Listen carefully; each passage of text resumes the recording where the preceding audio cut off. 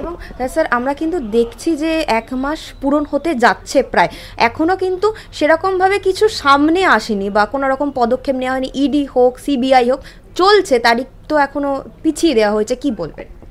হ্যাঁ, নিশ্চিতভাবেই আমরাও আশা করেছিলাম যে দ্রুততার সঙ্গে এই তদন্তটি সম্পূর্ণ হবে, এবং এই তদন্তটি আমার যা মনে হয়েছে সমস্ত বিষয় দেখে, এই তদন্তটি সম্পূর্ণভাবে দুটো বিষয়ের উপর দাঁড়িয়ে। এক হচ্ছে তার এভিডেন্টারি প্রুফ, দ্বিতীয় হচ্ছে টেকনিক্যাল, মানে টেকনিক্যাল সাপোর্ট সিস্টেমটা যদি ঠিক থাকে কোনো তদন্তকারী সংস্থার, এত সম্পূর্ণভাবে টেকনোলজি নির্ভর একটি তদন্ত। তার কারণ সেই সময়ে ওই অঞ্চলে যারা উপস্থিত, যাদের দেখা যাচ্ছে, তাদের ফোনগুলো নিয়ে তাদের কার সঙ্গে কার কথা হয়েছিল, কেন কথা হয়েছিল, এই জিজ্ঞাসাবাদ করলেই পুরো বিষয়টি বেরিয়ে আসবে। অ্যাজ ওয়েল অ্যাজ 14ই আগস্ট রাত্রে যে ভ্যান্ডালিজম হলো সেটাও। আমি তো মনে করি উত্তর কলকাতার এক এমএলএ, তিনি কেএমসির এতে দায়িত্বেও আছে, তাকে জিজ্ঞাসা করলে 14 তারিখ রাত্রের যে ঘটনা ঘটেছিল সেটা জানা যাবে, যে কেন ঘটেছিল, কে নির্দেশ দিয়েছিল, কার নির্দেশে ওখানে ভাঙচুর হয়েছিল, অথচ তাকে কোনো জিজ্ঞাসাবাদই করা হয়নি।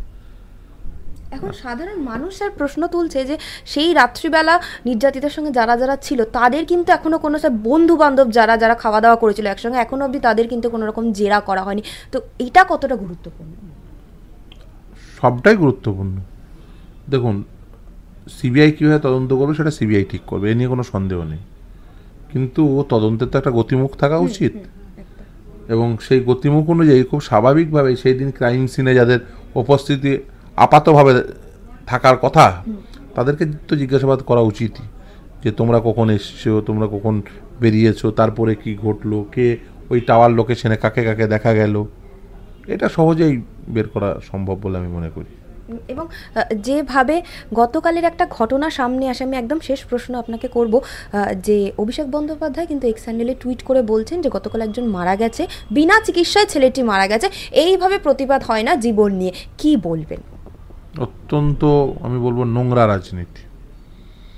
আজকে আমি দেখলাম অন্য একটি চ্যানেলে আরজিকর মেডিকেল কলেজের এমএসভিপি তার অ্যান্সার দিয়েছেন।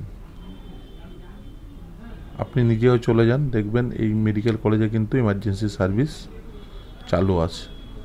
যে কোনো মেডিকেল কলেজেই সেই যখন একদম নর্মাল ফাংশন থাকে তখনও কোনো না কোনো মানুষ মারা যান।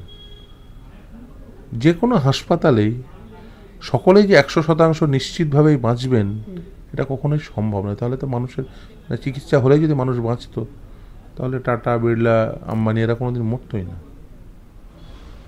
সারাদিন চিকিৎসায় থাকতো।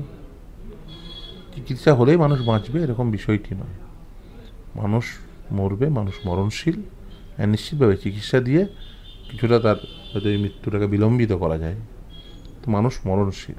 কেউ মরেছে মানেই চিকিৎসা হয়নি, এই কমন কনক্লুশনে একমাত্র নির্বোধ বোকারাই যায়। আমি এই নির্বোধ বোকাদের প্রশ্নের কোনো অ্যান্সার দিই।